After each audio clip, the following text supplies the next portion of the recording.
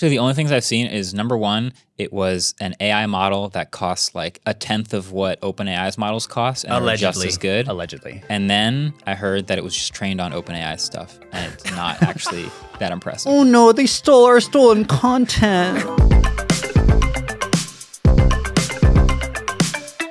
What is up, people of the internet? Welcome back to another episode of the Waveform podcast. We're your hosts. I'm Marques. And I'm David. And that means that Andrew's not here. Yeah. Andrew's out this week. Ellis is also out. Adam's holding down the board. Zuri's sleeping in the corner like usual. It's going to be a good time. It's been a couple weeks, so we do have a lot to talk about. Mm-hmm. We got an exclusive look at Samsung's Project Moohan headset. A lot of interesting thoughts there. We're going to touch on the new DeepSeek R1 model. That's kind of all of the rage in the AI industry right now, but also talk about Pebble. Mm-hmm. Sort of a can I say nostalgia about Pebble? I think so. At this point, I feel like I can use that word. We'll talk Pebble for a bit, and also we're going to play another game of something or nothing at the end. Love it. But first of all, I'm going to give a shout out to a piece of content. So Nothing, that's kind of great headline. Nothing, the company, did a video on their YouTube channel. That was almost too smooth. But the video was so they basically emailed me a couple months ago and were like, hey, we're gonna make a video on like what it would take to make your dream phone. You know how you've had like a dream phone in the past where you just like Frankenstein together a bunch of parts? Like, just give us one of those and we'll make a video of it. And I was like, all right. So I just threw together, some specs and it'd be cool if you can combine these, sent it off. And then 2 months later, they were like, hey, we made the video.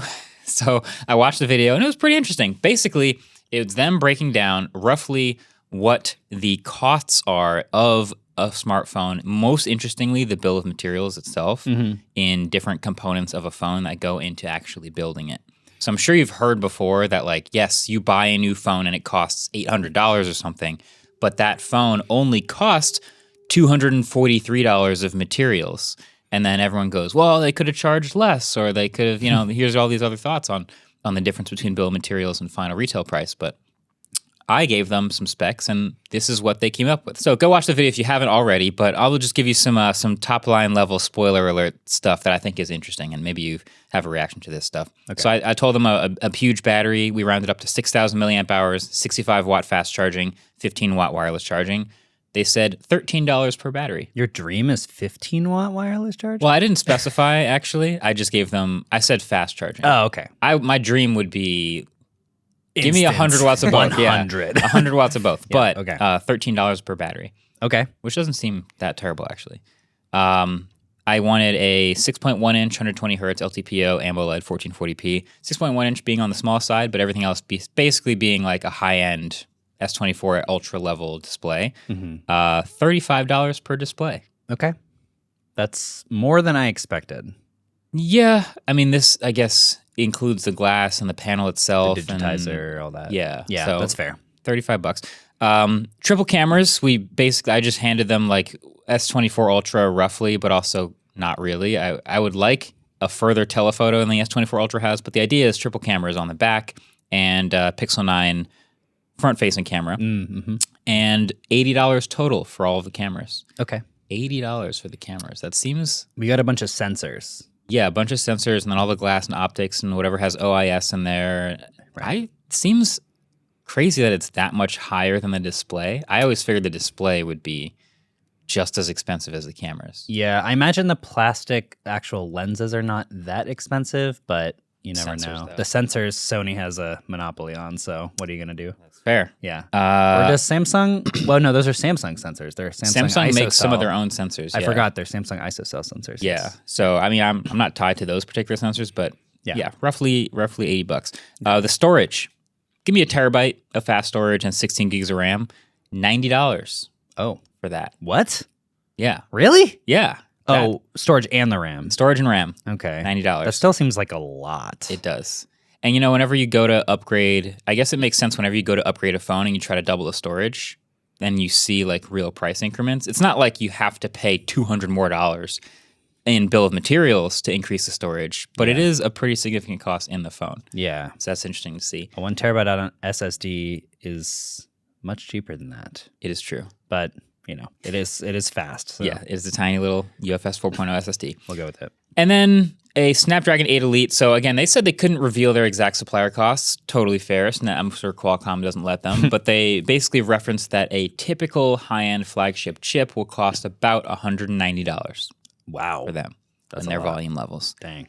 So pretty pricey. I actually have some more thoughts in my S24 Ultra review on the cost of the Snapdragon 8 Elite. We'll get there. Okay. But yeah, $190 for the chip. And then some other small things, a motherboard, antenna, electronics, haptics, other small electronics miscellaneous, $15. Okay. Packaging, cable, stickers, box, $30. Wow. That's a lot more than I thought. Design materials, so if there's fancy stuff you want to do with the back glass or any decoration or maybe some special paint or something like that, $8. That would be why we see so many insane, weird designs on the back of phones. Yeah, not that expensive. You do Dragon Ball Z for $8. Exactly. Yeah.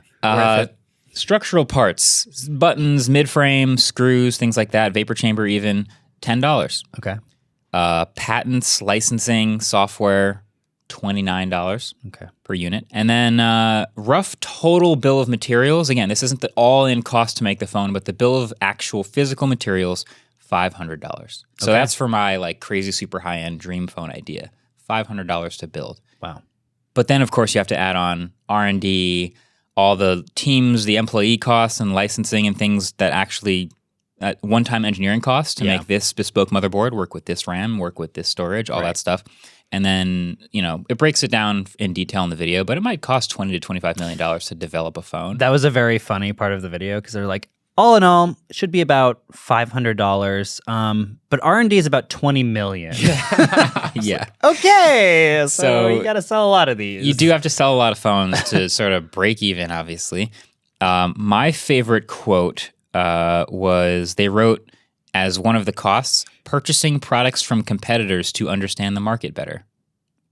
And they didn't give an exact cost for that, but I thought that was interesting. Priceless. Interesting. It happens in a lot of industries, and I just kind of forgot that that's a thing you have to budget in. Like car companies just buy tons of other companies' cars.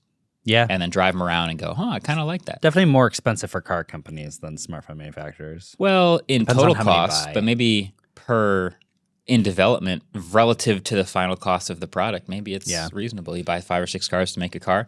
You buy 5 or 6 phones to make a phone. Yeah. So yeah, anyway, go check out that video. It's pretty interesting and insightful. I don't really see that sort of behind the curtain number stuff very often from smartphone manufacturers. So we'll check that link in the description. Okay. But anyway, so I think the big interesting thing we got to try this week with the MKBHD video we put out, Project Moohan, Samsung's headset collaboration with Google and Android XR. I thought it was very interesting. Yeah, I have so many questions about this. I have all the answers. Okay. Yeah, so I tried to put as much as I officially know in the video. We don't know things like the exact release date or the exact price. We don't know a couple final details on things like field of view and resolution. I can just tell you like what I thought looking into the headset. But most of what this experience was me getting to try it and use Android XR and Gemini on a premium-ish Samsung-built headset. And it looks a lot like a Vision Pro. Yeah. They clearly were inspired by a lot of parts of the Vision Pro, but they did improve on some stuff like the battery, even though it is a battery tied to the side and in your back pocket. It's a removable cable. It's USB Type-C. You can pop on another battery, which is pretty cool. Can you plug it into a wall socket? You can. Okay, cool. Well, the battery that comes with it had another USB port on it that you can plug into the wall. So you can't put the cable directly into a... That's a good question that I didn't get an answer to. I would imagine you can, but I didn't get an official answer. Because it'd be cool if you could plug it into like a laptop as well, and then you have lower latency of some sort of screen expansion. True. That's a great point. Yeah, the cable's long enough to plug it into a laptop for sure. Okay. I don't know about a wall, but it's a cool idea. Okay. Yeah, I mean, they made this headset a while ago. They've been finalizing it. It's near final, so what we saw and what I put in the video is probably basically what you're going to get when you eventually get to buy one of these things, and they'll name it, and it'll come out, and it'll be some Unpacked event later this year probably. I was just going to ask if this is the name they're going with. It's probably not going to be called Moohan. Yeah, so Moohan... Oh, no, Android XR. Oh, Android XR, the platform name, yes. Google's platform. That is the name of the software officially, yes. The Moohan is a code name. It means infinity, and it's code for this infinite canvas that you get to play with, which is kind of cool. but it's not the name of the product. So is reality really an infinite canvas? Technically, yeah. The universe is expanding, Marques. It's an infinite and expanding canvas. So, questions. Yes. Okay, so something the Vision Pro does really well is that when you're looking through it, the frame rate is high enough that it doesn't really feel like you're looking through a screen. Right. It kind of just feels like you're walking around and the quality is a little bit worse than real life. Right. How does that feel through this headset? Yeah, okay. Couple notes. One, the resolution of the display was pretty good. I would say a notch below Vision Pro, but it's pretty crisp. Okay. The overall pass-through from the cameras was good enough. It wasn't stunning or amazing. Vision Pro is definitely better. When you look through Vision Pro and pass through, you feel very close to just looking through some blurry glass or something. This was, a notch below that for sure. But they did something interesting, which is they let you take off the bottom of the eye seal, and that gives you this peripheral vision where light is coming in on the sides and the bottom. And for some reason, that made it feel better because your brain sort of fills in the bezels around the display with the rest. So if I'm looking at a wall and I see through the middle the pass-through, and then my peripheral vision sees the outsides of the wall, my brain kind of fills in the gaps. Kind of merges them in a way. Yeah, which is interesting. So I prefer using it without the light seal because of that. But generally, decent B+ pass-through, I would say. Okay. Yeah. I have a question. Yeah. So we actually just dropped today an Apple Vision Pro bonus episode. Go watch that if you haven't. Watch it.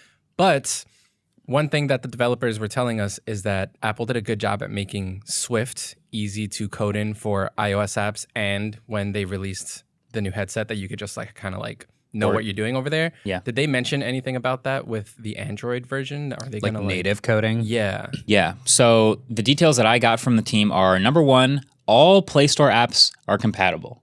Off the bat, no extra code, they will work. Just as a little window pop up? Yeah. So I went to the Play Store, I downloaded a regular phone app, and you could just pull it up and use it like a normal phone app, change the aspect ratio, scroll around. It works. But there obviously would be a benefit to having optimized apps, so what they call spatial apps.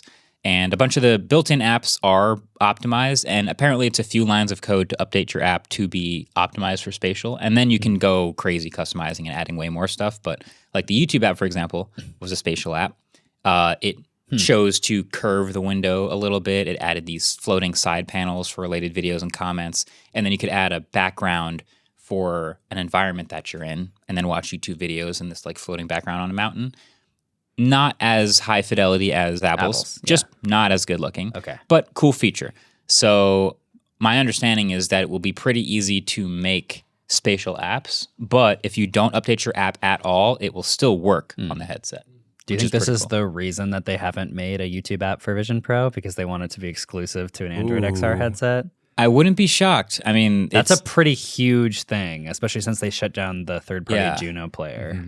My question is, what's a better experience, watching YouTube in the browser on Vision Pro or a built-in YouTube app on this Moohan headset? Right, because in Vision Pro Safari, they have a special window mode for a video player now. Yeah, so you can watch a video full screen with a background kind of exactly the same way you do on the Moohan headset. It just won't be curved. Right. But you can change the size, make it huge, make it further away, closer to you. It's similar. Yeah, I mean, generally, I feel like a player, an app, is going to have better UX design as well than just the website in a window. So the second you have to move around the actual browser, it's better on the Samsung headset.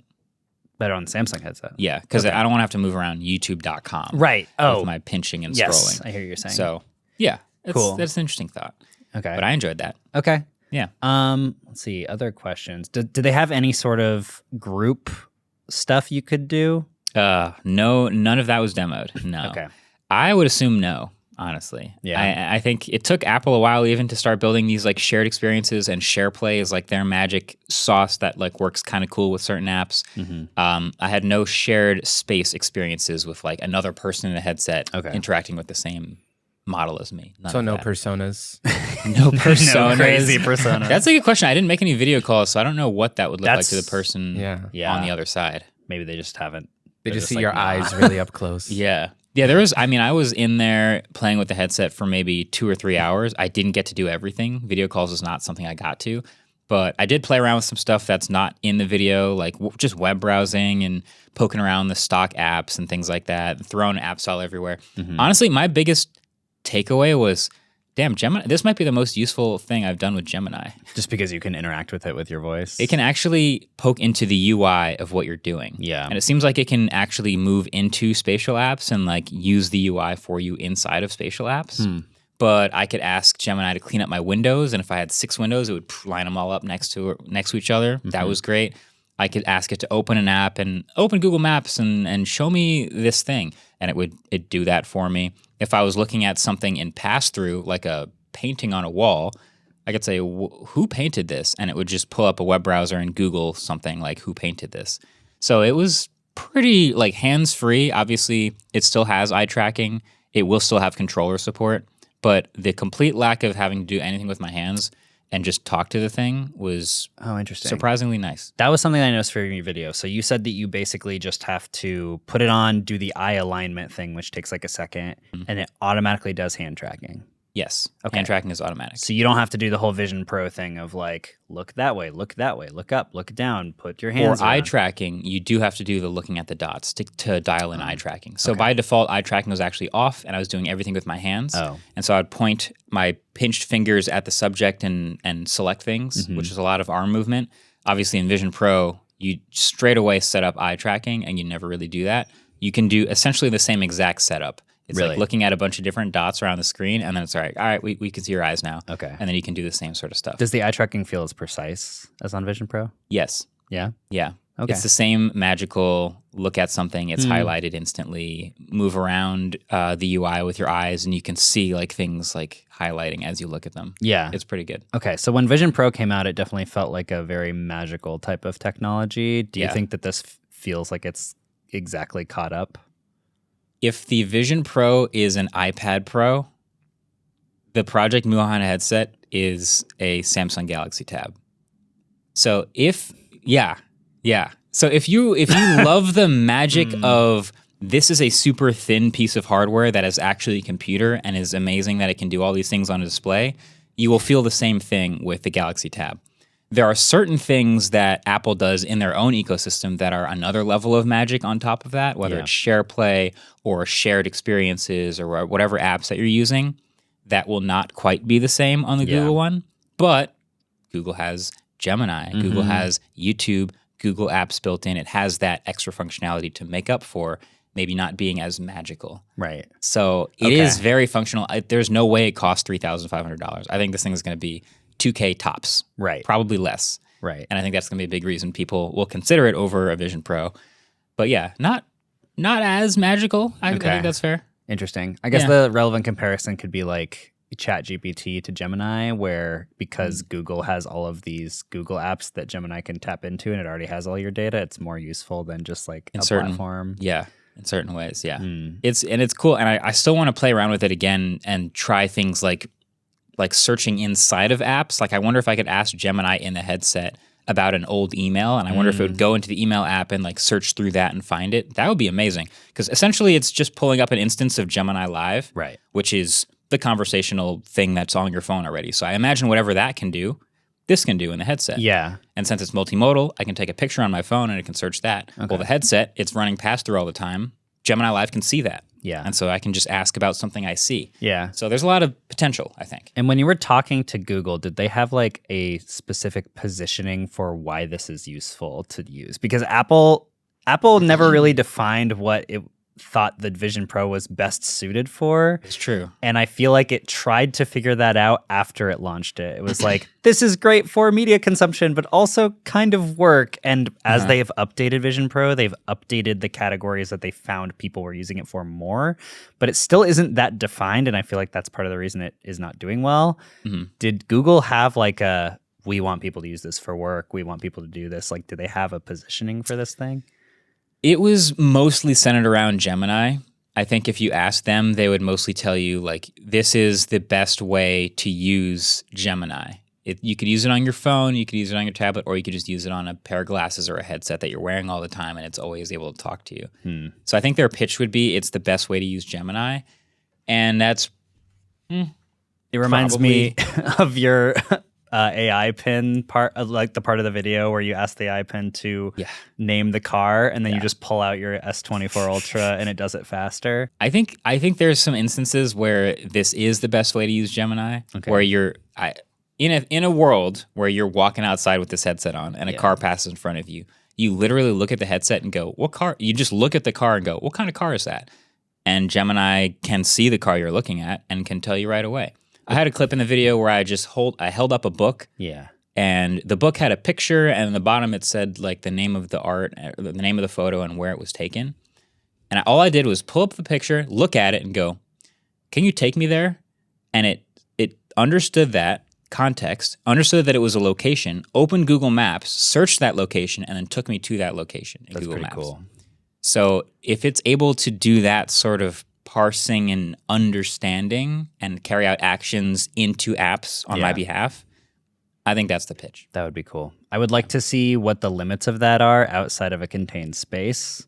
Totally. Also, do they have any sort of like workspace expansion stuff where they can expand your laptop screen or anything like that? Did not hear about that. Okay. Didn't hear about that. Interesting. I would be curious what happens if there's any screen mirroring, or if I plug it into a laptop, what happens? Because I didn't get to do that either. I want to see their first ad for this device because I need to know what they're trying to tell people to buy it for. That's a great point. The ads say a lot about what they imagine people use it for. Mm-hmm. I did get to connect a Bluetooth mouse and keyboard. Okay. And there wasn't like a computer also, so it was just me using the mouse and keyboard to move around Android XR apps, which is cool. Mm-hmm. But quickly going from like pinching something and then typing on a keyboard and then a mouse, all of that was very fluid. Interesting. But yeah, I'm curious about that first ad too. That'd be interesting. Yeah. Huh. Okay. I got 2 questions. Yeah. Mm-hmm. 1, were you able to look at a bright thing and then back at a not so bright thing?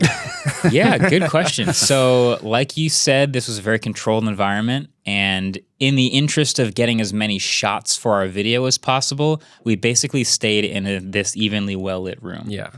There was a display in the room. I could look at it and I could look around very quickly, and that seemed very fluid. But I don't have any memory or footage of like looking at a super bright light and then something dark. Mm-hmm. So I don't know if it would handle it the same way as Vision Pro. I kind of imagine it will though. Yeah. Just kind of trying to balance out exposure quickly and hopefully not peak. Yeah. Okay. Next question. Do you think that this is, like from what you experienced and going back to what their first ad is going to be, is this basically just a dev kit again, just like how the Apple Vision Pro was? Yeah, it's basically a dev kit. I think that's accurate. Honestly, right now they are using this headset as a dev kit, and that's where you'll see it right now before it's shipped. But yeah, it feels like, okay, Vision Pro is out, Quest 3 is out, there are headsets that are out in the world, and if we want any sort of advantage or if we want people to use our platform, we need people to develop for it. We need to get something out in their hands. This is the first headset that has Android XR. Take it away, developers, make awesome stuff. Mm-hmm. And then hopefully that leads them to making magical, amazing apps that make you want to use it. Like, the Vision Pro problem still applies when it's Android. Yeah. So I just really need to know. But it applies at half the price. Probably, hopefully less. Maybe less. Because even at $1,750, this thing is way overpriced. Yeah, but for a cheaper AR, VR experience, you get the Meta Quest. Yeah, all the way down to $350, $300. Yeah. Yeah. Plus, if you can't plug this into a computer, like Android apps, I'm sure you'll be able to great, like mirror your Chrome tab or something, you know? Because right now the Quest can already have your computer display. Yeah. I feel like you need to have that feature in this headset. But also, if you're gonna charge more than the Quest, then you have to be able to do more than the Quest. And the Quest has a huge library of games. That's like what they're really good at right now. And obviously, the work aspect is okay. You can computer mirror. I would imagine that this kind of gets positioned as, yes, you can work in it, but also you're just going to get so much done with Gemini all the time. It's going to be the super useful thing that helps you all. You're going to want to walk around the office and write emails while your hands are in your pockets. Yeah, but the problem is this thing is so big, just like the Apple Vision Pro. Like, how long until this is in a pair of Ray-Bans? Like, if they're just going to put Gemini in glasses. Yes. You know? Okay. Right. Great point. And I think this will be probably the last big point for this. Okay. Android XR as a platform can be in a bunch of different form factors. Mm-hmm. So in this video, I said that Project Moohan, think of it as like the Pixel or the Nexus or whatever of this platform. meaning that it's an example for a version of the hardware you can put it on. Yeah. But there will be, from other manufacturers, higher-end versions, lower-end versions, different form factors. We were, I think, maybe having a conversation about PCs. Maybe, was this last week on the podcast? But, like, desktop computers are still a big thing that you put on your desk. And people will buy higher-end components or lower-end components, but they'll just run Windows again at the end of the day. Right. And so Android XR will run on smart glasses, too. But if it's on smart glasses, you will have less total functionality. You can't watch a movie on them. You can't see the Gemini UI as easily. It'll just be text-based instead of like this whole animation thing. So there are pros and cons to different form factors. But the idea is they're introducing Android XR, and then hopefully the hardware ecosystem blooms and the developer ecosystem blooms, and then everything's blossoming at the same time. So more of, instead of trying to crash the VR and the smart glasses into each other, you're just saying, we're just going to run on all the types of platforms. Yeah. Like all the types of headsets. That exactly. Yeah. Android XR is the base software layer for all of the future AR, VR, XR experiences that will come in the form of headsets, glasses, etc. From Google. Yeah. Interesting. Yeah. Okay. So I'm very interested in where this goes and how they position it and all this stuff. I did hear that they were planning to release it in 2025, though. Yep. So they wouldn't stop telling us that. Okay. They couldn't stop. Every time we asked about it, we're like, so this year? And then Andrew would ask, so actually this year? And then they go, yeah, a couple months. Yeah. So they're, I think. You should have asked them where the Galaxy Home is. And then I'd feel more comfortable. I know, yeah. Every company's got an air power that makes us That's go. true. Literally every company has announced something where we go, can we trust them anymore? Yeah. Are they going to make, even if they have a track record, you're like, but you didn't ship that one thing, so now I don't know. That's true. So. Interesting. Yeah, Samsung, we'll see. 2025 allegedly. Okay, and nothing about price. Nothing. Nothing about price. Cool.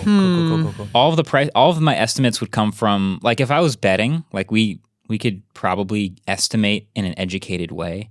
Like I looked at that display and the field of view and the materials and the battery, and I don't know the bill of materials, but I imagine from Samsung they would position this in a way that they could undercut Vision Pro, but still be looked at as premium.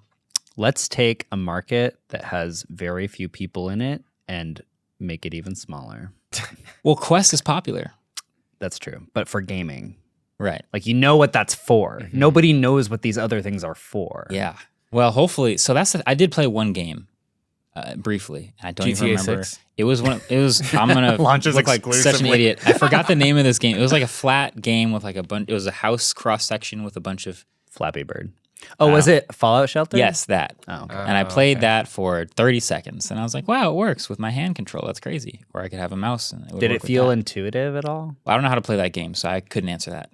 But yes, I mean, I zoomed in, and I clicked things, and I held things down, and I moved them around. So yeah, I think it was pretty intuitive. Decided to play mobile games on a thing I have to wear on my face. I mean, there's going to be games that don't work at all.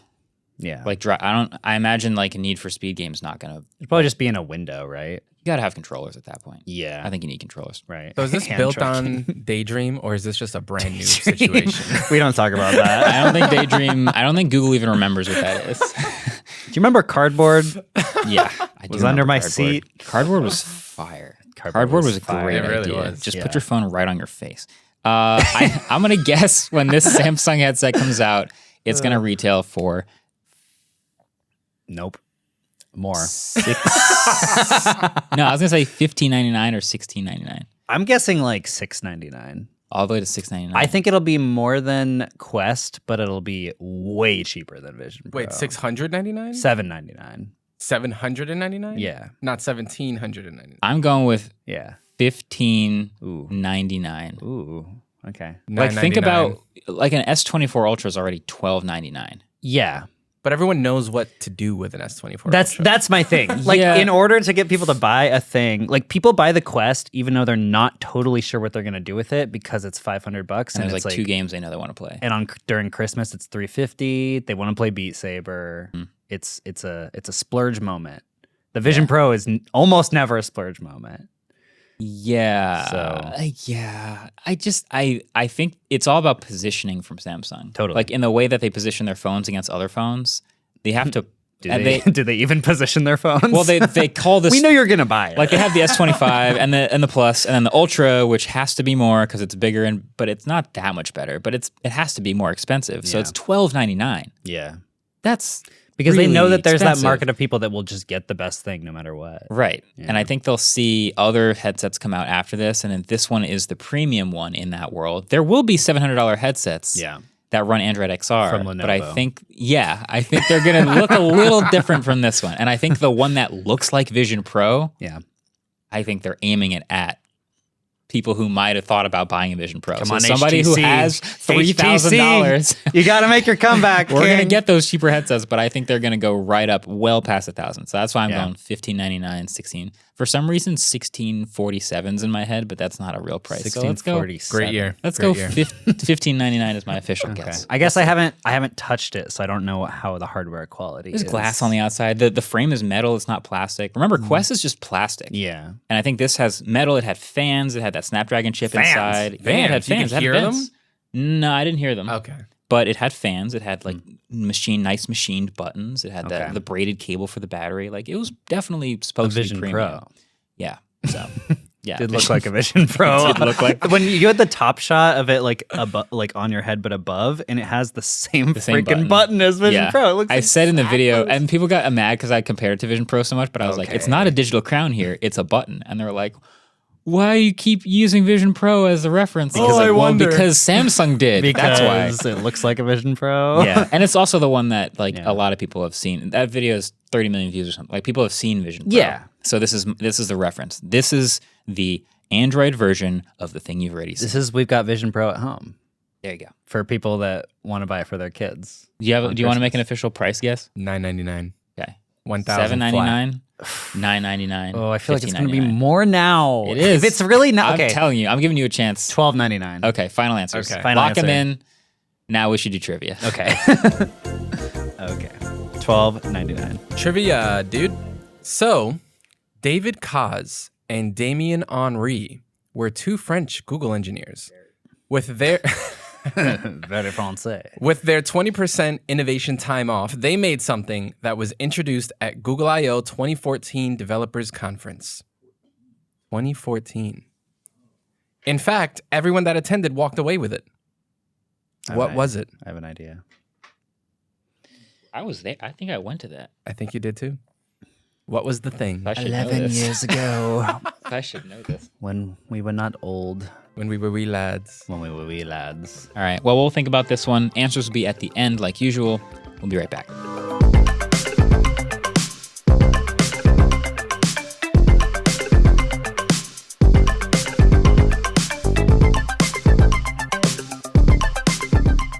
Support for Waveform comes from Life 360. So we'll be the first to tell you that not everything goes to plan. Does not. Life comes with its own set of curveballs for you to handle, especially when it comes to protecting your family.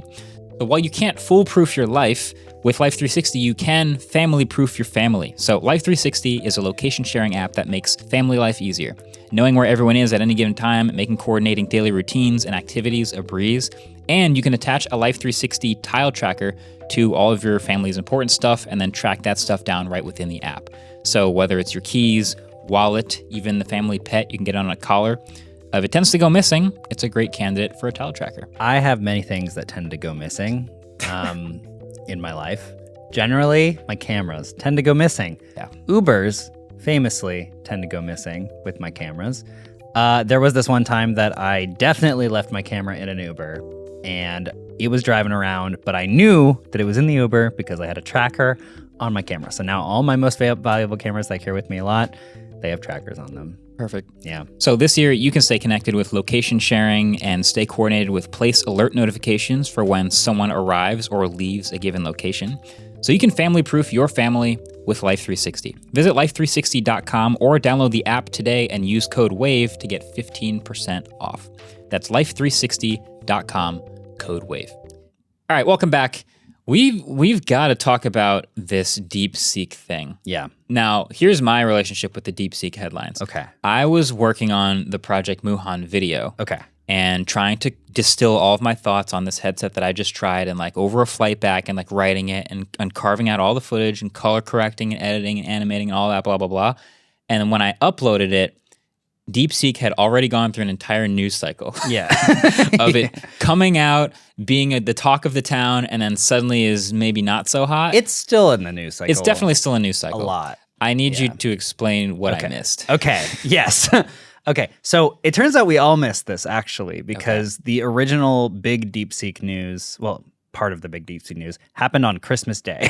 So clearly a lot of us were going to miss this. Oh, wow. Okay. That's my fault for not really digging into the forums on Christmas Day. On Christmas Day for the groundbreaking AI reports. Yeah. Actually, the only things I've seen is, number one, it was an AI model that costs like a tenth of what OpenAI's models cost, and are just as good. Allegedly. And then I heard that it was just trained on OpenAI stuff, and it's not actually that impressive. Oh no, they stole our stolen content. So that's my entire familiarity. All right. High level overview. This is a AI language model similar to OpenAI's ChatGPT. Okay.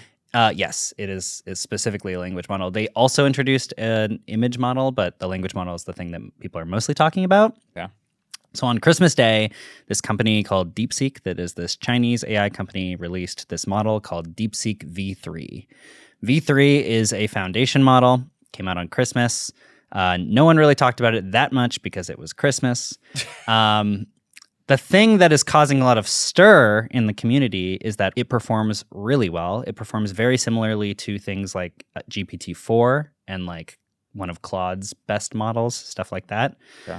But probably the biggest thing that caused the stock market to start tumbling and all of these things to happen is that reportedly it only cost $5.6 million to train. I think the headline I'm remembering now is that NVIDIA lost like $600 billion of revenue, market cap. They lost $500 billion of market cap in one day, which is a whole Stargate. So because of these headlines about DeepSeek. Yes. Wow. So if you sort of extrapolate the fact that this cost $5.6 million, most of these AI companies basically are trying to create these not gates. They're trying to create these walls on who can compete with them by saying, oh, it costs $100 million to train a foundation model. So only these giant companies like Google and OpenAI and I guess Claude can train their own models to be competitive, and Meta, you know. So it's semi-open source. It's like open weights. So they released this really big paper about how they trained it. And the paper basically discloses all of these different methodologies that they use that basically take similar methodologies to what the big companies use, but they take the most efficient approach possible, right? I think a lot of the companies like OpenAI and Meta and Google, their big thing has been, oh, we're just going to throw more compute at it, because for a while, these AI models scaled with the amount of compute that they threw at it. Yep. Eventually, they started kind of slowing down, and now they're trying to figure out different ways to make them more effective. Like, for example, OpenAI's O1 model is like this reasoning model that takes multi-steps. It does multi-step reasoning to think through problems, which has a higher level of accuracy for actually solving complex problems. But things like that O1 model are in OpenAI's $200 a month tier. So they have all these insane gates, right, that stop people from actually using them or competing. I don't think I saw them saying something about how the usage of that tier was so high that they were still losing money per user. Yeah. Which is crazy how expensive this stuff is supposed to be. So some of the efficiency things that DeepSeek did to make this a lot cheaper is they use techniques like this technique called mixture of experts. And what that is basically if you have a giant model, right? Like, for example, this V3 model has 671 billion parameters. You can basically say, okay, well, I'm going to take 37 billion of these parameters and specify it towards things like code, right? Because when you feed a model a ton of data, you've got a ton of coding data, you've got a ton of just natural language data, you've got a ton of data about different topics. Mm-hmm. So it's not actually efficient to do this like next word processing thing if you have to run through the entire model and find the next token. It's more efficient to say, oh, I've got an expert on coding in the model here, so that let's only run a parameter of 37 billion instead of 671 billion. Okay, sure. And that's both more efficient and more effective. So it can be cheaper, it can be faster, and it can be just as maybe even more accurate. Right. And it's also, it could be more accurate. And it can also be much cheaper to inference. So if you're actually the end user using it, it costs less per token because it doesn't have to, go through the entire model to find what you're looking for. Sure. Okay. So this V3 model was already a big deal because of how cheap it was. But the thing that's causing the bigger stir is just last week, they announced a new model called R1, not of Rabbit R1 fame. Prove it. Can't prove it. Cannot prove it. Okay. But R1 is a reasoning model similar to OpenAI's O1 model. Okay. And it does the same multi-step reasoning that the O1 model does, but it does it out in the open, which is very interesting. So the difference is when you ask O1 a question, it'll say thinking, and then it just kind of gives you the answer. Yeah. Yep. That's what I do usually. Whereas the interesting thing about this R1 model is when you ask it a question, say like you give it some complex question like, oh, there are 4 blocks on top of each other. One is green and it's in the middle. One is red and it's here. If I were to move the green block on top, can you tell me the order of the blocks? This is an example from the Computer File YouTube channel that I just ripped off. Now, normally it would get those things wrong because it's like very difficult to, take all that information and understand the physics and all that stuff. But in a reasoning model, it's similar to a human being who writes down the problem and you have to work it out, right? Because you can't just instantaneously come up with that answer. Okay. And so it will step by step tell you, okay, so theoretically, if you were to move the block to the top, then now the blue block is below the red block, which means that blah, blah, blah, blah, blah, blah. Whoa. And OpenAI used to hide all of that compute. But R1 shows it step by step, which is very interesting for a lot of people because now it shows you how these models are actually working. Yeah. Which is really crazy. I kind of like that. Yes. Because it's not like sourcing it necessarily, but it's kind of interesting to see it and maybe catch a mistake in the process as it happens. That's cool. Right. Huh. The other thing that is interesting about the way that they trained this is that generally the way that you train a lot of these AI models with complex problems is you would tell it the question, you would tell it all of the steps in between working out the answer, and then you would tell it the answer. And that would be the data that you feed into the model. So you're just feeding like all of these worked out questions into a model, which is a lot more data. And it's also not really learning how to learning in the broader sense of the word, how to actually work out the reasoning for these questions. It's just kind of mapping, here's the question, here's the reasoning, here's the answer. And so it's less likely to get those things correct, takes a lot more data, et cetera. This time, they're basically just giving it the question and they're giving it the answer. And they're basically saying, you get a cookie if you get it right. And you don't get a cookie if you get it wrong. Okay. And so now they're sort of training the model to, instead of just mapping the question to the workout to the answer, they're actually kind of training it to actually do that reasoning itself. And that is way cheaper to do as well. So, yeah, the thing that is crazy about all of this is because it is so much cheaper, and they did it also on a bunch of NVIDIA H800 GPUs, which are the older, less fast GPUs that they were able to buy before the export ban, because currently under the Biden administration, you are not NVIDIA cannot sell H100s to China. Okay. Because we want to be in America, they want to be the fastest, most brawniest, sure. Whatever. Yeah. So they're saying, oh, we did this on H800 GPUs. We did it on like 10 to 50 times less GPUs. It only took 2 months to train instead of 3 months that it took to train the OpenAI model. And the OpenAI model also had way faster GPUs. So suddenly, an order of magnitude less GPUs, 50x less GPUs you can use. Yeah. NVIDIA's like, maybe people aren't going to buy as many of these anymore. I see. That's why I relate to NVIDIA. So, okay, so DeepSeek, it sounds like it's a genuinely innovative, yes, and useful, much more efficient, much less expensive both to use and to build model. Yeah. Mm-hmm. Sounds like this is like the Liad Omega of language models. People are considering this a Sputnik kind of moment. Sure. If by people you mean Mark Andreessen. Well, no, more than just Mark Andreessen. In that it's like a new innovation that's not from the U.S. In that we kind of a lot of U.S. companies have been like, we're the only ones in town, and then out of nowhere, someone releases something that's better in some circumstances, and so it freaks everybody out. Mm-hmm. So, but what happens when you take this efficient model and put it on Google servers that are running like 100,000 NVIDIA GPUs? Like, would it just be that much better? So there is this this paradox that I cannot remember the name of that people bring up a lot in regards to this, where if you can run something more efficiently and cheaper, more people are going to want to use it. So it scales with the efficiency. So it's like, yeah, if you have more servers, you're still going to use those servers. So, it'll be cheaper to run. I've heard the same thing. But more people are going to use it. Yeah. Yeah, there's some paradox around it. In that you just like fill the demand with your savings. Yeah. Right. The other thing is that theoretically now you could run this on like a 4090 or something. You don't need like these supercomputers anymore to be able to run these models.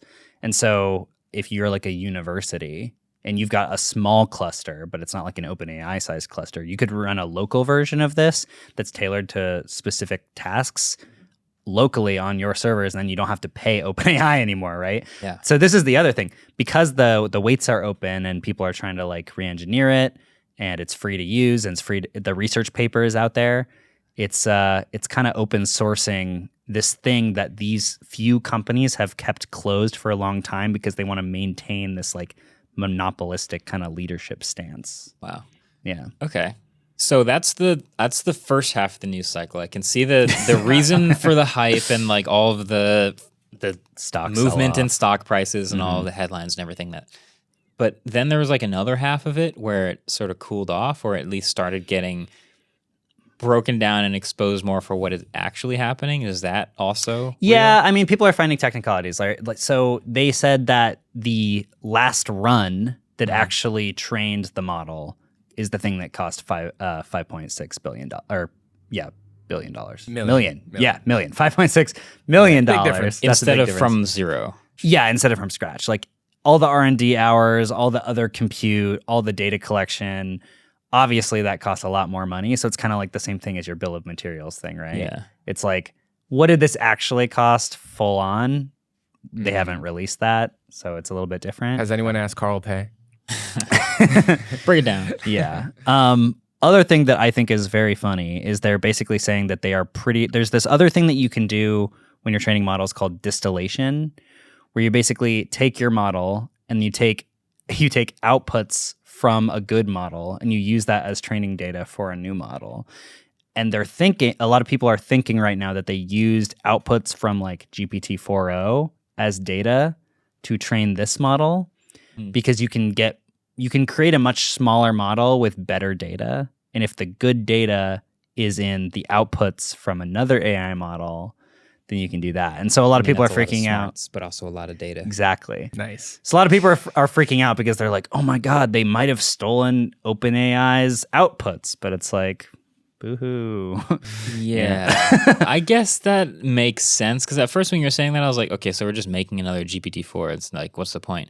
But it is still cheaper and more efficient to run and all of those benefits. So even if it's giving you the same outputs as GPT-4, it could have advantages. So I guess I get it. Way cheaper to run, way cheaper to train. You could train like a local version. You could use your own local version. Yeah.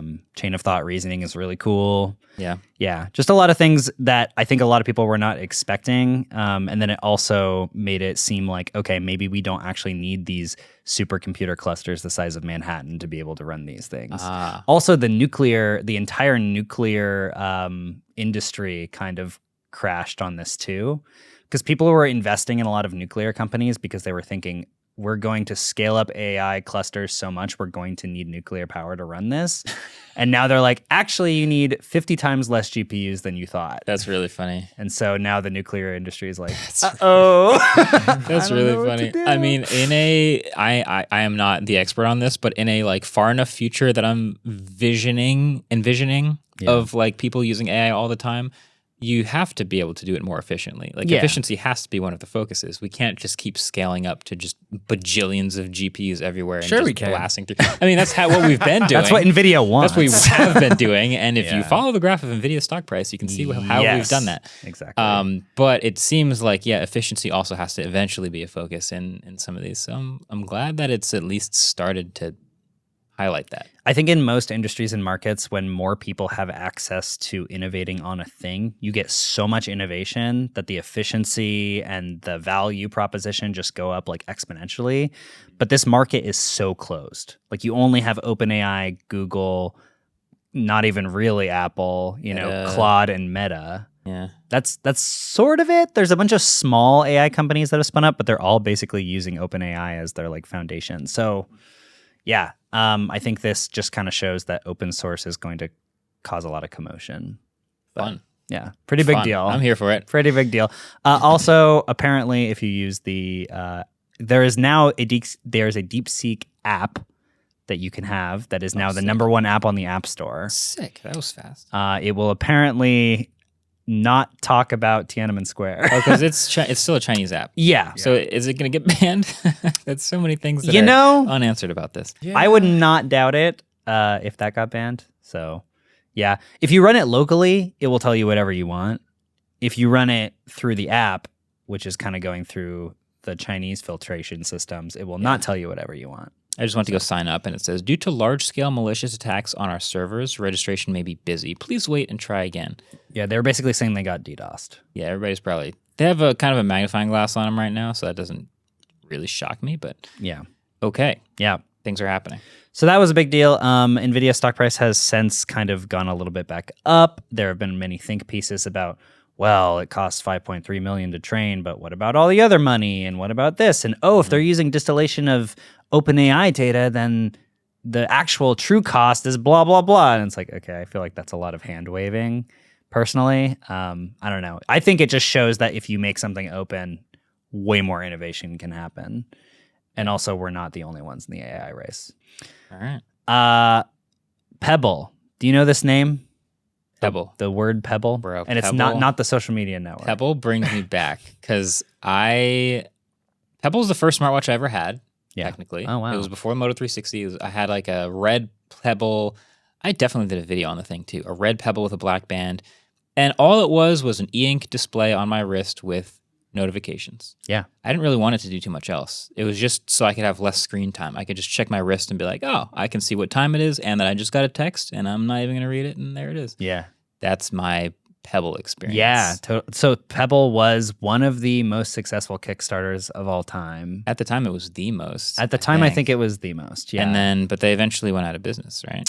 Yeah. Okay. So they raised a ton of money. They raised $10 million at their first launch when they expected to raise $100,000. They became really popular with nerds. They released a bunch of new Pebbles throughout the years. They lasted about 4 years. And then eventually Fitbit bought Pebble. Fitbit bought Pebble. Okay. And they shut down the development of the Pebble 2 and the Pebble Time 2, and then they refunded everybody. It was a whole thing. And then, if you remember, Google bought Fitbit.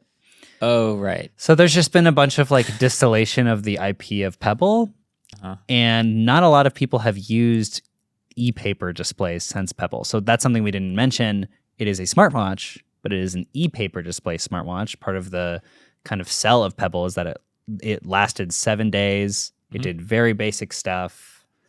It was very nerdy. It was a very open ecosystem you could develop for it. It was this awesome community. You could see it in sunlight. You could see it in sunlight. Tiny 3-pin charger. It was pretty solid. I remember that now, the battery life being so long. Dang. Yeah. Now, something you might not know is the founder of Pebble is Eric Mijakovsky, which is the same guy that made Beeper that we talked about a number of months ago. Small world. Beeper was that app that basically hooked into iMessage and kind of temporarily disrupted Apple until they shut it down. And I was completely wrong about whether or not that would last. But here we are. So Eric has been apparently rallying Google for a while now to open source Pebble because they have not been doing anything with it. Yeah, it seems like Google forgot. I bet Google bought Fitbit and forgot that they had Pebble stuff in there.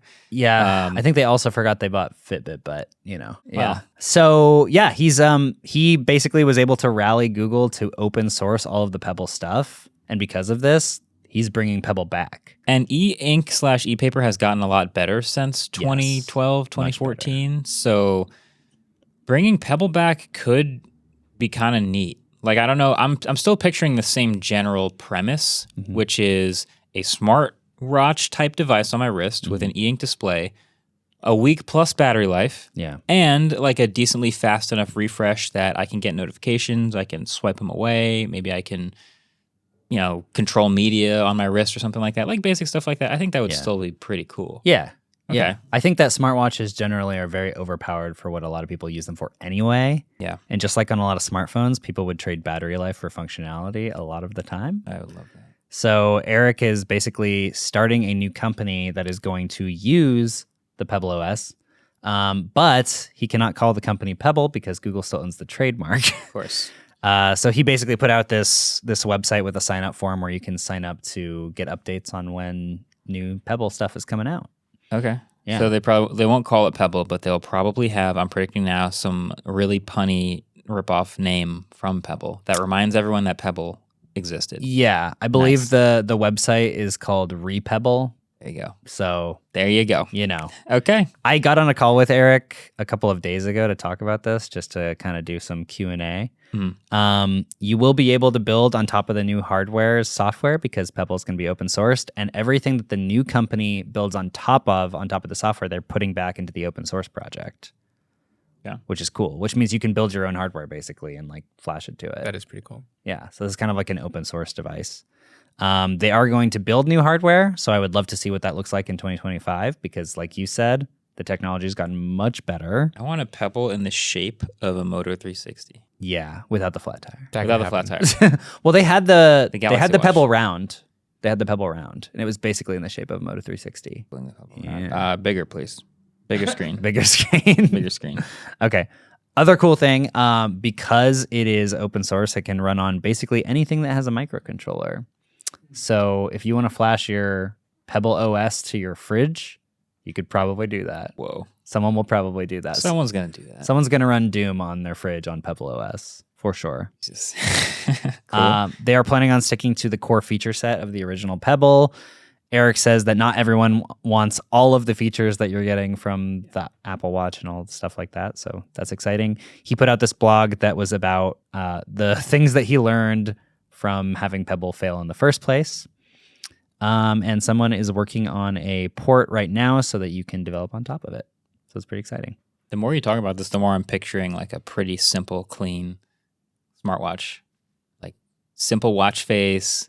Step tracker, sure. Yeah. Maybe heart rate. I don't want too much more than that. Like keep it easy, keep it simple, keep it like a week plus battery life. I think a lot of people would be into that. And it would probably be cheaper. Because you don't have this huge expensive LED display that has to get super bright.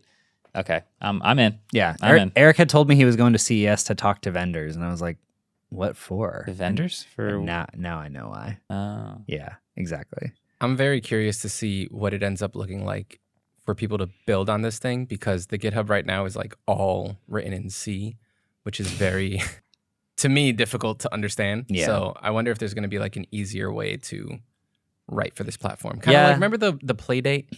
Yeah. That thing is like, the platform to develop for it was a custom software that they released that is super easy to use. Like a game builder thing, right? So I wonder if there's going to be something like that. That'd be nice. Right now, he only has 4 part-time employees working on this. So That's all you need. That's yeah. fine. I mean, That's all that Google has on it too.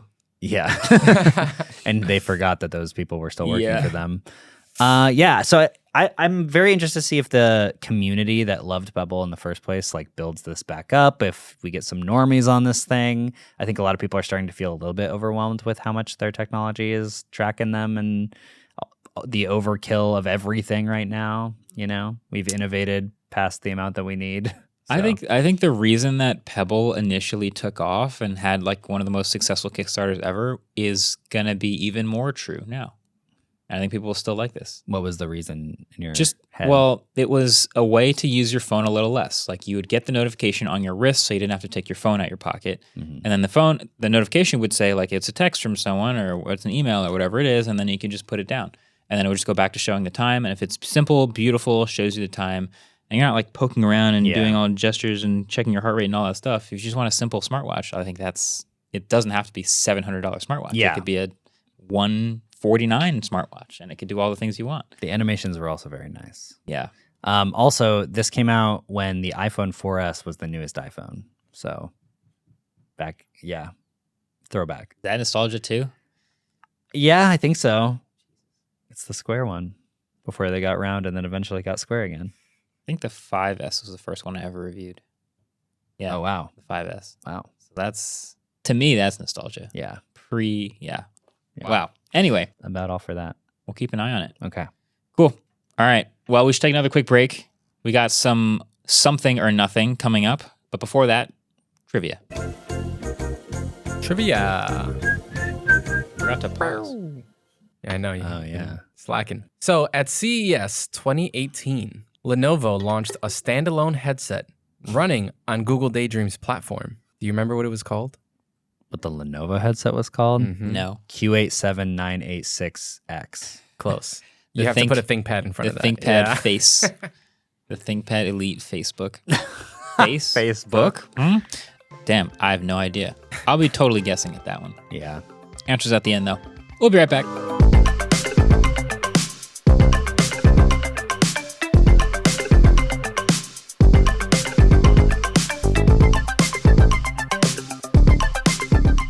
Support for Waveform comes from Hostinger. So making your presence felt on the internet can be a challenge. Sure, you can try to make all the viral TikTok videos you want, but if you want to have a place where people can interact with you and be able to check out your product directly, you need a home base. And not just one of those cookie cutter ones that we've all used. This is your brand, it's your aesthetic, and your footprint on the internet. So that's why you might want to check out what you can make with Hostinger. So whether you're looking to create a website or an online store, you can do it using Hostinger AI Website Builder. Just describe your site, name it, and get a personalized site in seconds. And we're not just talking about the design, you'll also have the ability to generate content that matches your style and tone and tailor it to the length and topic that you choose. And you'll also be able to launch your business with a free domain and professional email included with your plan for the price of a cup of coffee. Plus, Hostinger provides intuitive tools that anyone can use and 24/7 support if you get stuck. So take your big idea online today with Hostinger. Head to hostinger.com/waveform and start your website today. Use code WAVEFORM for an extra 10% off. Welcome back. So now we are going to do a game that we call Something or Nothing. Let's play a game. So the rules are simple. I'm going to read a headline, and you guys have to tell me, is this something that we should care about, or is this nothing at all? And I got you. Yeah. Nothing at all. Nothing at all. All right. Nothing First at up. all. iPhone SE4 leak shows single camera and no dynamic island. Is this something or is it nothing? Nothing. I'm going with nothing. It's like the one thing that's interesting about it is it usually the SE is in the body of an old iPhone that's already happened. Yeah. Which is why they can make it so cheap. It's because it's the part that they make already. I agree. This one, slightly air quotes new design, which is like, oh, they're making like a new part for this thing. Yeah. Other than that, single camera does not surprise me. No dynamic island does not surprise me. Yeah. So I'm going nothing. Yeah, they're keeping the dynamic island for the nicer phones. The SE is the phone I always buy my mom every 7 years, so I don't think she's going to worry about the dynamic island. You guys don't think it looks beautiful? The dynamic island? No. This is it's like I like how it looks. Yeah, there's like a leaked Nexus 5 almost. Whoops. I feel like this is going to be Ellis's next phone. Oh, 100%. Because it's small. Because it's small. It's not even that small. Yeah, I was going to say. Oh, you're right. Isn't it like a 6-inch screen? It kind of looks like an XR. You mean 10R? What? Tenor? Tenor? The tenor. What they call it in the UK. Yeah, I'm sticking with nothing on this one. All right. Yeah, nothing. Nothing. So we shouldn't care about it. Rumored to be an OLED. That could be cool. But still probably still not nothing? crazy. Still nothing. All right. Next up. OpenAI launches GPT-4 Government Edition. Less than nothing. Is this just going to be a repackaged GPT that's more expensive because it's government? Yeah. Cool. I think it's also like specifically tuned to government agencies. I think it's just ways for OpenAI to milk the government. Yeah. So the top comment on the Verge article is, why not DeepSeek? It's open source. And then the top reply is, yeah, it's going to be banned. Yeah, it'll probably be banned within a week. What's the over-under that DeepSeek is banned in a week? No way. It doesn't have the clout yet for like that guy in the Oval Office to do anything about it. It took like $1 trillion off the stock market. That's actually very fair. Yeah. Totally fair. I do think that, I think they need Congress to be able to actually ban it, but I feel like they're going to ban it. Wait, will so they get what's the lemonade over-under? first? Well, they Which will be banned first, Lemonade 100% DeepSeek. or DeepSeek? No, DeepSeek for sure. nobody remembers Lemonade. I got 20,000 people over there on Lemonade. That's actually true. I got 1,700 on PixelFed. You know what? I looked. I have the 18th most popular photo ever on PixelFed. Wow. What is it? A good photo? What is it of? I would say so. It's of Glacier National Park. Okay. You couldn't even break top 10. Oh, I'm so disappointed. Wow. Ever, Adam. I made my account 2 weeks ago. No, that's a flex. That's a flex. Yeah, let me flex. I respect that. Anyway, GPT-4 government edition, I'm going nothing. Nothing? I'm going Nothing. All right. Yeah. Next up, Threads is officially getting ads. Something. It's everything. Everything. This is everything. I called it. Didn't I tell you guys? Like, obviously, Threads had their, like, moment of exploding onto the scene. 100 million users in 5 days, whatever it was. Like, everyone's, like, the headlines are all like, this is going to overtake Twitter. This is the thing. We finally have a competitor. And it's Meta, so Meta's sneakily in the background like, yes. Yes, come to Threads. Meta's an ads business. But eventually, it's Meta. Like, we knew that they were eventually going to do ads, so we knew they were building in the background, waiting to find a good time to turn it on, and they're going to turn it on. And it's going to be another Meta property with ads, and what else is new? Yeah. But I'm saying it's everything. It is everything. Because this is what they do. Yeah. And now they've acquired a lot of users. And then people will migrate to Blue Sky, right? That's the next move? Come on, baby. Because Blue Sky, now, think about Blue Sky. 30 million yesterday. Just saying. They passed 30 million users, Blue Sky. Yeah. Will Blue Sky get ads? I have no idea. 100%. Because they are run by a company. Obviously, they're run on that open protocol, but they're still run by a company. Correct. Servers cost money. These things cost money. These employees cost money. So does Blue Sky have to do ads? You know, Blue Sky doesn't even use AWS. They run their own servers. That's expensive. It's actually cheaper than AWS, which is surprising. With their current volume? Because AWS is expensive. I guess it scales up with volume. So if you're 30 million users are active on this thing, it costs a lot. And they charge you for convenience. But you still have to buy those servers and run everything. It still costs money. It costs money, but it is technically cheaper. But yeah, I have been talking to the Blue Sky crew a lot recently, and they said they are thinking about the right time to move the AT protocol into the Internet Engineering Task Force, which if you watched our special episode, we all just glazed over. Come on, Secret History of the Internet, the IETF. They're the same guys that do email. Shout out to them. They have one of the nerdiest sounding names of all time, but I appreciate that. Daddy Vint. Yeah. Daddy Internet. I was emailing with Vint this weekend. It was crazy. It was crazy. I was like, I just have access to it. Yeah, Vint. You mean Big V? Internet Zaddy. Our father. Anyway, so Blue Sky Public PLC wants to eventually move the AT protocol into a standards body because they want to instill that trust. Because currently Blue Sky PLC is the same company that runs Blue Sky, the platform, and the whole idea is that, they are not the only one on the platform, on the protocol. So you're saying next something. one. Everything. Everything. Something. It is something for sure. It is something in the way Meta moves. Do you think this will matter? What, ads? Yeah. When ads hit, there will be another moment, another reckoning for everyone on Threads who has been preaching the word of Threads. And they'll have to decide if they're cool with it or not. Yeah, but most people haven't been preaching the word of Threads. They've just been on Instagram, and then they're like, what's this? Click the button, and now you have a Threads account. Adam, you're going to start me ranting again. Well, there's that movement. Stop. There's also the I'm leaving Twitter movement. Yeah. And then when it gets ads, they'll have to be like, I'm cool with that. That's not what I hated about Twitter. And that's exactly my point. Everyone is used to ads already. So exactly. Maybe it's nothing. Maybe this was going to happen the whole time, and it's like it's just going to be background noise. It's everything for Meta because it'll probably boost their revenue by like a lot. Will it? Yeah, maybe. They have WhatsApp and Instagram with 2 billion users. Yeah. Yeah, but a cool 100, 200 million more isn't that bad. Yeah. Yeah, I could use another $20, I guess. Yeah.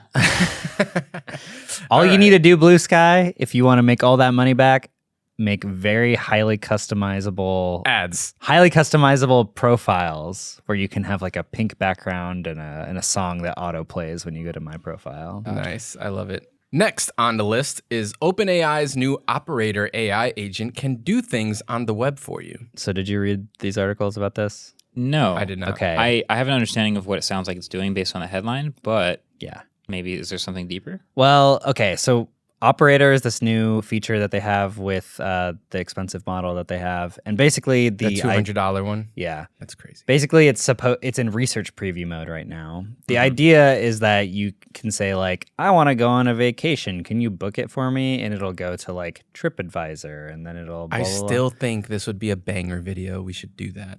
Having AI like book a full trip AI for book you. a trip to like Boston or somewhere nearby and follow the itinerary. Oh boy. Yeah. Yeah. So they have like, it's very weird. They have specific partnerships right now where it'll use specific websites and services for all of these things that it wants to do for you, which feels very Rabbit R1-y to me, if I do say so myself. What do they call those? Agents? Agents, yeah. Agents. Oh, it's the same thing. Yeah. It's Okay. basically an agent that goes and does things for you, but you can see it like clicking around. It was funny. I believe Casey Newton did this, and it booked it for like the completely wrong date, Nice. something like that. And everyone that has been using it, that has been talking about it on Reddit, says that it's really bad. Like it barely works. So is this something or nothing? If it works, it's something. But if it doesn't work, or if it works as well as rabbits, which is not at all. Which I mean, okay, it's OpenAI, so maybe I have to give them the benefit of the doubt. But like, I don't. Do you? I don't know. I don't also know, man. like. It's in research I preview. am heavy, me personally, in the camp of I want to overthink each individual detail of the things that I'm doing. So instead of asking an AI agent to buy something online for me, I want to just double check it's going to the right address and that I will have the So right many shipping things. speed and all that stuff. And if I'm booking a trip, that's even more. Yeah. No way. So I tend to think it's already easy enough to do most of these things online. The capabilities and the trust level have to like merge, and both of those things, like the capabilities are moving at like 1 mile an hour right now, and the trust levels are like going the other direction. Yeah. So I don't know. I think currently it's kind of nothing, and I also don't really think that this is the way that we're going to be using AI agents in the future. So, like Marques said, like I think people just want to make their own decisions. I can just book a flight. Let me look at the flights too. Like instead of me going, hey, book a flight to Boston for me for this weekend, I want to look at all the flights, pick a time. Yeah. The one at noon is actually cheaper than the one at 3 p.m. So let me do that one instead. And now I'm going to plan something to do when I land at this time because it's earlier. Like I want to do that. Yeah. If you can do things like check the available flights and give me options quicker than I could do it myself, then that's cool. Yeah. You know, there's probably CEOs and stuff that are like looking at the $200 a month price and they're like, yeah, like book me a flight, just do it. I don't care which one. And then they'll just do it. And they don't think about it. And then I'll get to the airport and they're like, sir, you're Your going flight's to not till Paraguay and it's in 3 months. I need your passport. Yeah. Yeah. It'll hallucinate. Yeah, I'll see. I'm going with nothing I'm for going now. with nothing for now. Interesting. Okay. Next on the list, iOS 18.3 officially launches, which makes notification summaries italic. If this ain't something, I don't know what That's is. not the official headline. That's what I wrote. Oh. Basically, Apple was getting a lot of flack because the notification summaries were saying crazy stuff and it just lying a lot of the time because it was incorrect about a lot of things and especially because it was trying to group multiple things into one sentence, like multiple different events into one sentence. Or topics. And now, when it has a notification summary, it is italic to signify to the user that it's in beta or whatever. Something. Really? I also think it's something. Shows that Apple's listening to something. They just made it italic. True. Do you think, okay, this is my question. I have not talked to like a normie and been like, hey, your notification summaries, is it more obvious that it's an AI guess now because it's italic? Because I actually hate how it looks now. The italic look is not a good look. It's like so it has to just look different from a regular notification. That's the point of being italic, right? Correct. So, okay, Apple understands that people have seen these AI summaries and don't like them, and if we make them look visually distinct from a normal text or a normal notification, then that's better than not. Yeah. So that's that. That is something. That's a something. It's a thing. I feel like it's something because this is a red flag for just Apple Intelligence in general. Yeah. I think. Yeah. Summarizations are supposed to be the easiest thing that AIs can do. Right. Like, hey, take this thing and summarize it. Yeah. True. And this isn't even the full Apple Intelligence yet. Like, it's still rolling out. Still need that Siri update. Yeah. So if they're having problems with this, how do I trust them to be able to actually do a thing in 3 months? I really want them to do that reach into apps thing. That's supposed to be March.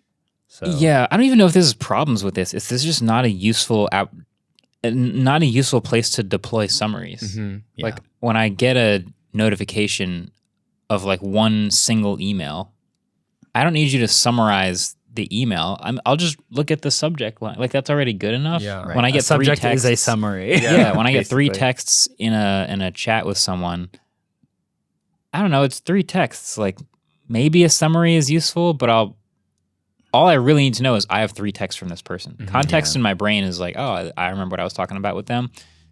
That's the summary. I think there's some value to like the urgency of the text. You know what I mean? Like if it says like urgent request needed, then I'm more likely to stop what I'm doing and go deal with the text than I am if it's just like this person texted you 3 times and I'm like, I'll deal with it later. You know? Notifications are inherently useful though. Like, yeah, we get a lot of them and they're annoying, but they're there for a reason. Yeah. So I feel like adding this layer of friction in front of the notification to like summarize it that may or may not be accurate is not really what people want. Like They if I are was funny able though. to go into the they are Sometimes hilarious. they If I could just go and open the app or like swipe down a control center or something and then choose a summary notification, then sure. Yeah. But to offer it like right off the bat by default, it's like just another step. Apple only really added AI to appease the shareholders anyway. Bar. This is nothing. This is just more of the nothing. Yeah. More of nothing. Apple Intelligence is Nothing. Yeah, you know what happened? I tried to use Apple Intelligence on my Mac when it launched on Mac, and I used it on an Apple Note that was a whole script of a video I had written, and it summarized it, and then I hit Command Z because I was like, oh, and I was just testing the summarization feature, and then it crashed. And then when I reopened it, I could no longer Command Z it. No. So I lost the entire script. damn. So that was fun. Damn. Don't test in production, my friend. Oh my It's a god. bad thing. So I should have copied that note, but that's on me. Anyway. Is that on Yeah, you? no, it's No, it's not on you. I'm gonna blame it on Apple. That's on them. AI is bad. Apple Okay. Intelligence is bad. Next up, David did not win a ticket to the Switch 2 showcase in April, and neither did Adam. Everything. Yeah. This is everything. This is everything. I agree. Switch is so hype. Yep. Switch is so hype. So hype. Dude. You had Nintendo to Switch 2. win a ticket to look at it? Is that what's happening? Right, correct. And you applied Yep. for a chance 3 chances. to look at the thing that you might give them money for later. No, I will give the money for it. This is crazy. Let's get that clear. Hype is out of control. Dude, it is out Okay, of so control. now that you're not able to look at it, you're still going to buy it anyway. Yeah, probably. So you just wanted to look at it just to look at it. Yeah. So they basically fair. they were gonna have 3 different showcase events where you could like play with it early, but they had to ticket it and they had to have a raffle. And so they had multiple sessions for New York, Austin, and Los Angeles. Wait, is this paid? No. No. Oh, okay. It's a free event, but So this is just a hype cycle. This isn't Nintendo making more money. This is them just driving more hype. yeah. People will show up with a phone and make a 30-second video of it on their phone and put it on YouTube and Shorts and TikTok and be it'll like, get look 10 at the million Switch. views And and it'll they'll be make a like, bunch oh of my money. God, I want the Switch. And that'll be it. Yeah. Yeah. Stop yeah. taking my content strategy. No, that's smart. That's smart. Yeah. Nintendo's smart. Everything. Nintendo Everything. Switch 2, Nintendo Switch 2, Nintendo Switch 2. All right. And the last one, Boom's XB1 supersonic passenger jet goes Mach 1.1.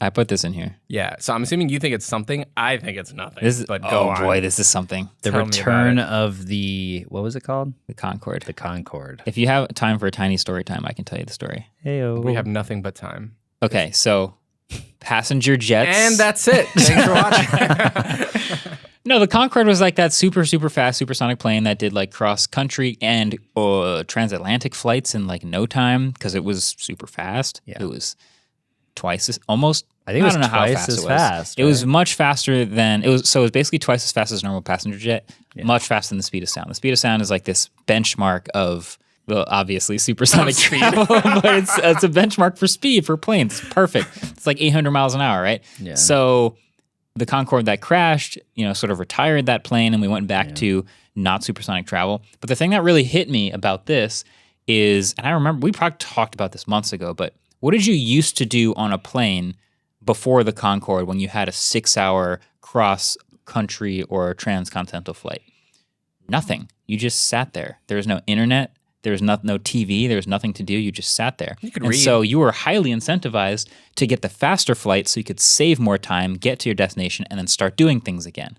Now, if you have a 6, 7, 8-hour flight, you're on the internet, you're on your phone, you can do email, you can watch a movie. There's a whole bunch of stuff you can do. So people kind of stopped caring about getting there twice as fast. And they have slowly, gradually ramped up this like prototype of, okay, we can go faster and faster. Then they got to like just under Mach speed, and they just did a test run where they went Mach 1.1, so over the speed of sound. Yeah. Their eventual goal is something like Mach 1.7. They want to be able to go twice as fast as passenger jets. Basically, you can go anywhere in the world from anywhere in the world, up to 5,000 miles in like 4 hours. Now, it's going to be more expensive. Yeah. It's the first one. It's going to be pricey. I think United bought like 15 of these things, and they're going to slowly start making them. Yeah. Yeah, they got to make them, though. Oh. This is still in like the testing phase of like they're, okay, validating we can go Mach 1.1. We still got to go faster and make sure it's safe. But we have purchase orders, and when we start making these bajillion-dollar jets, people will be able to buy a ticket and go from New York to London in 3.5 hours. And it's sick. Okay, but one thing. We record right next to an airport. Yeah. When you go faster than the speed of sound. Boom. Big time noises. Yeah. Yes. That's not ideal. One of the downsides. Okay, but there are certain slots of airspace that are approved for supersonic travel. So over the ocean, for example, or in the corridor for going from New York to London, or certain paths where you used to be able to go supersonic. They did this testing in one of those corridors. So there are places where it is acceptable to go supersonic. Okay. And so I think the idea of being able to get anywhere in no time, and probably also still be scrolling your phone on the way, I think is pretty sick. Yeah. I would love something to get to the West Coast in 2 hours. That'd be amazing. Think about that. That'd be crazy. Think about that. The flight to California is typically 5.5 hours for us. Yeah. What if it was 2? In 20 years.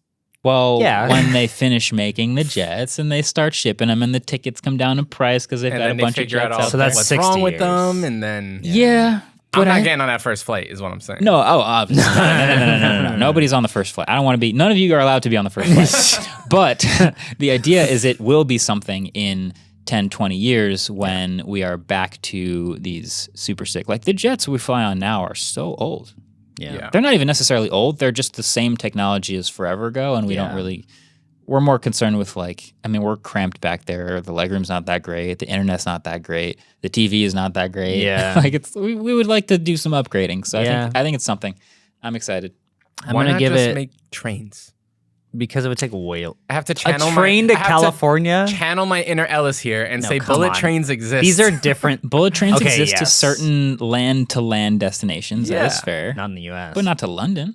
Not yet. Last trade to not London. with that attitude. Big tunnel. Big tunnel. An undersea tunnel to really Paris. Big tunnel.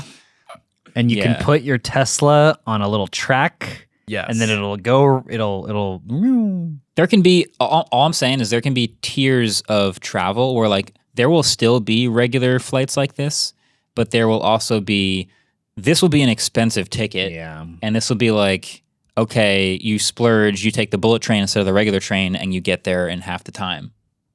And it's just an available option. I have a proposition for you. Mm-hmm. We put all the rich people on the Concorde.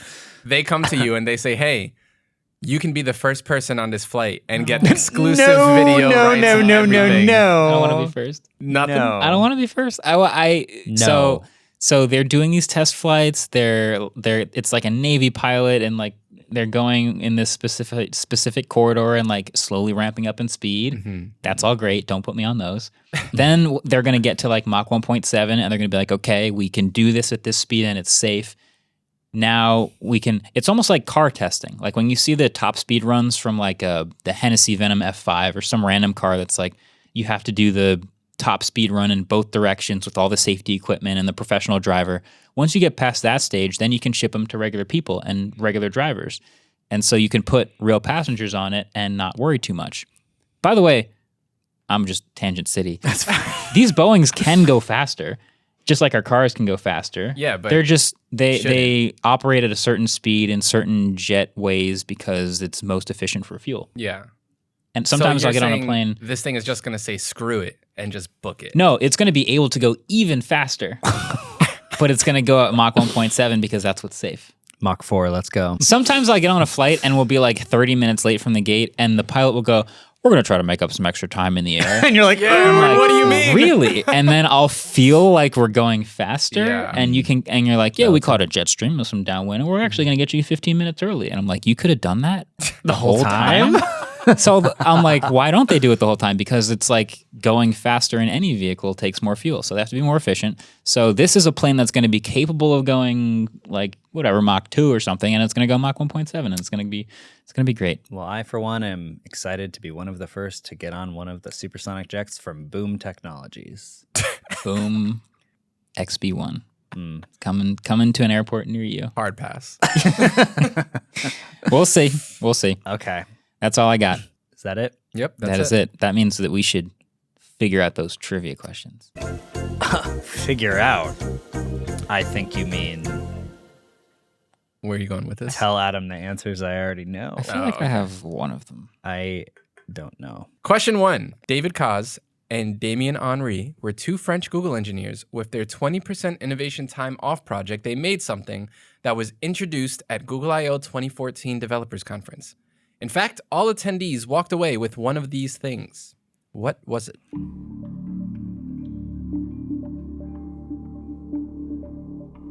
All attendees? Well, I wasn't there, so I can't confirm that all of them walked out with it, but cool you know. swag at I/O. Did they give you freaking Nexus devices at I/O? Yeah, now you got like a water bottle on a t-shirt. Yeah. Disgusting. Although, pretty great water bottle. $2.5 trillion company, and they give me a water bottle? And the same one as last year, too. Flip 'em and read. What do we got? I wrote Google Cardboard, but I added a diagram to the bottom. I also added Google Cardboard and added a diagram to the bottom. So we should go by whose diagram is better.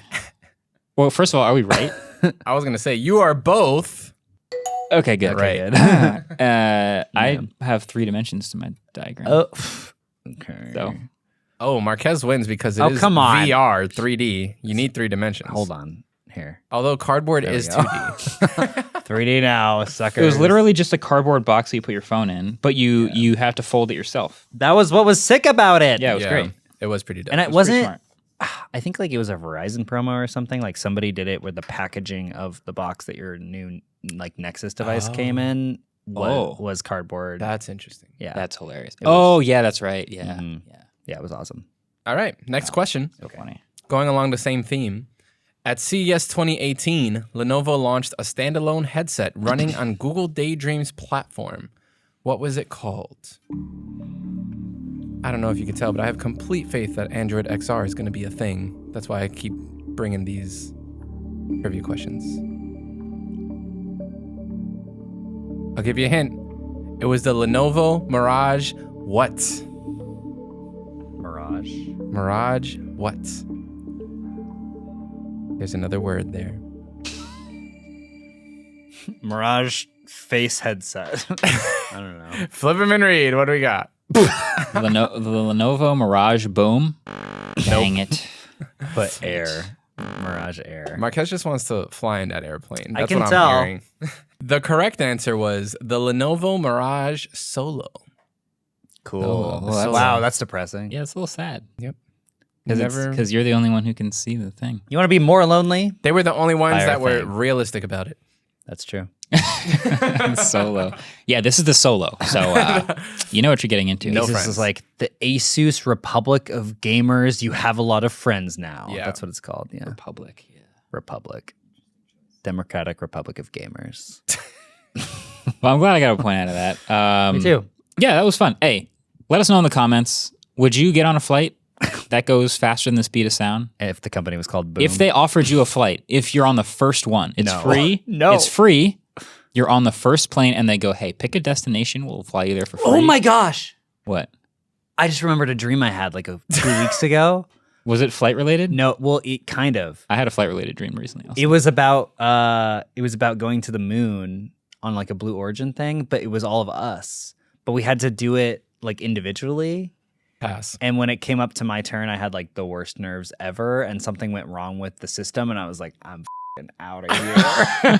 You are not putting me on that. They're like, yeah, we had some engineering errors. It's going to be an extra 10 minutes. I was like, nah. That's a fair choice. But Brandon was already in space. Oh, no. Wow. Oh, God. Yeah. All right. Well, all our witches in the comments, please let us know. Yeah, hit us up. Tell me what the dream means. That's what we really want to know. Thanks for watching. Catch you next week. See you later. Waveform produced by Adam Malia. We are part of the Vox Media Podcast Network, and our intro outro music is by Vane Sill. Do it. And Ellis.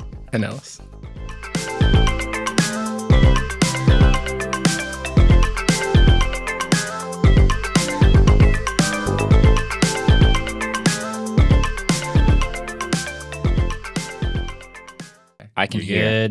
You're Wait, good. I need to also change. You're good. And perfect.